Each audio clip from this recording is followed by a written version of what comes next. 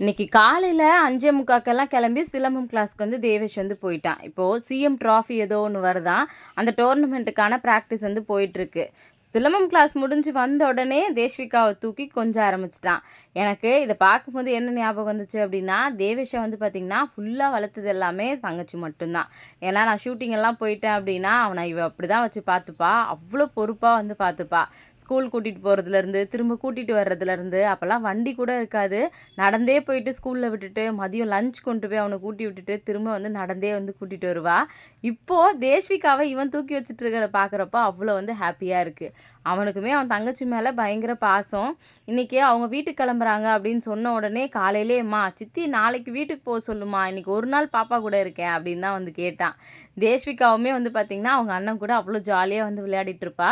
இப்படியே எப்போவும் அவங்க தங்கச்சியை சேஃபாக பார்த்துக்கிட்டானா எனக்குமே ரொம்ப ஹாப்பி தான்.